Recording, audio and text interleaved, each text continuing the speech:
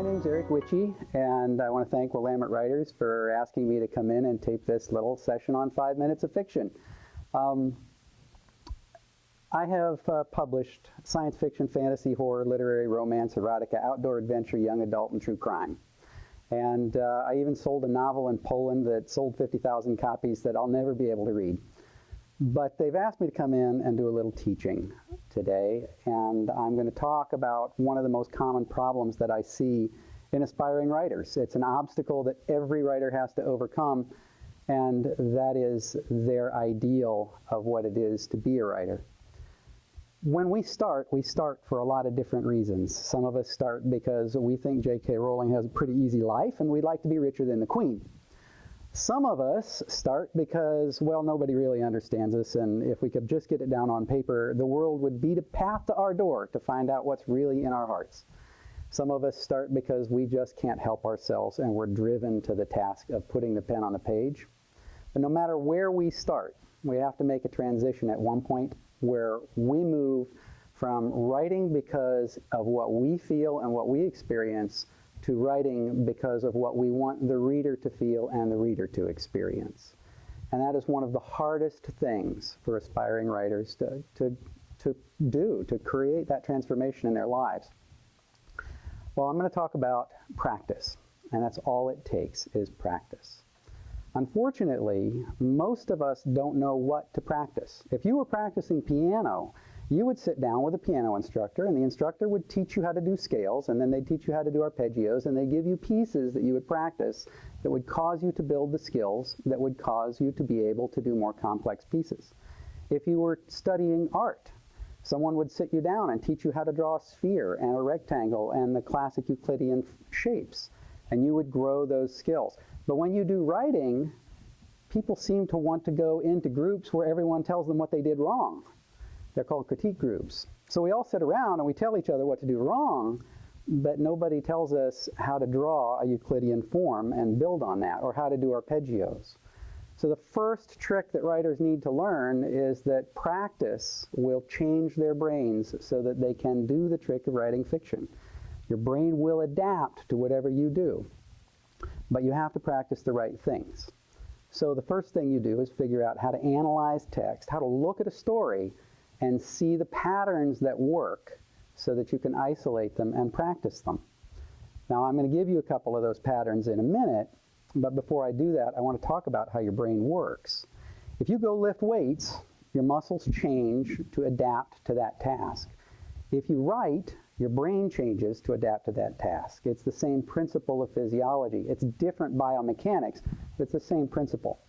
So it's much more important for you to write every day a little bit than it is to write a whole lot on one day. You would not go out and run a marathon without training, nor can you really adapt to the task of writing without training. So write 5 minutes a day. Get that practice first.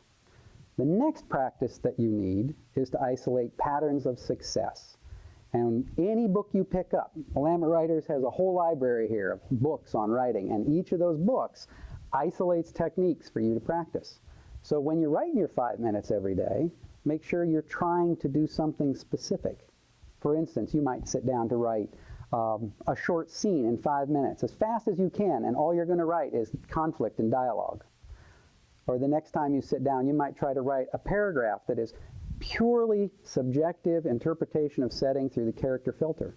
Now, I'm using phrases you may or may not be familiar with, but when you read these books on how to write, you might be able to find vocabulary that you can apply in your practices, techniques, and there are thousands of books on it.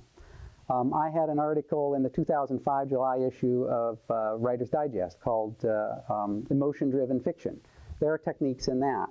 In 2007, in I believe it was the August issue of the Writer magazine, I had an article called The ABCs of the emotional power in fiction, or something like that. Develop the emotional power in your fiction. This September in the Writer magazine, I'll have an article on how to draw power from cliches. The techniques in those articles can help you, but I'm going to talk about the ABCs. They are agenda, backstory, conflict, and the little S at the end of ABC, the ABCs, is setting. Now, these are techniques that you can practice, and the first technique is know what your character wants and make sure that it appears in the prose. You can be as crass as to say, Bob wanted to go to the grocery store and pick up a watermelon. That's okay. You can be much more subtle than that, and if you pick up some of the best-selling novels from the New York Times list, you'll see a lot more subtlety. But don't get me wrong, you can publish stories that are that direct. I've done it. Go on the internet and Google my name, Eric Witchey, and look for Bat Baby and Bigfoot versus the blood-trucking vampires if you want to see, how crass you can be and still sell a story. I have, luckily, more sophisticated stories also. However, that's agenda. So you practice getting the desire of the character into the text. Then you have conflict, or backstory. Why does he want a watermelon? Well, he wants to get out of the house because his wife has a honey-do list for him that's at least as long as his arm, and he is sick of that. So that's a little bit of backstory. He has history with his wife. The conflict. Now, how you introduce the conflict depends on his agenda, what he wants, and what kind of things might stop him from getting it. So his wife meets him at the door with the list. Now we have conflict. So he made a decision to go to the store because he doesn't want to be there, and he encounters his wife with the list. That's the conflict. Now this is all in one scene. Those are the techniques that you're going to employ in your practice. First you practice agenda, then you practice backstory, then you practice conflict. You can do them separately for, say, a week each, 5 minutes a day, and then you put them together. And then setting. And the reason setting is last is because our character, who is the narrative filter we're going to work through, we're going to put that skin on, has to look at their setting in a unique way. Everything they see, everything they hear, everything they smell, everything they experience has to be interpreted with attitudes specific to that character's emotional state. And that is a hard thing to do. There's a big difference from saying, I walked into the Willamette writer's office, or Eric walked into the Willamette writer's office, and saying, I was in the office again. I'd been there before. I really didn't want to be there. The smell reminded me of the fight that I'd had with Louise 3 days before. It was the same musty carpet smell. That is a different experience of setting. And you begin to understand the character's attitude. So you write down something like, I walked into the room, and then you do a practice where you turn that into someone's attitude toward the room they walk into. And you practice that 5 minutes a day. And pretty soon, these pieces will start to come together for you because you practice them. And shortly after that, you will discover that it's not enough, and you'll have to find more things to practice. So thank you. That is my 5 minutes of fiction for the Willamette Writers. My name's Eric Witchey, and I hope to see you here again sometime.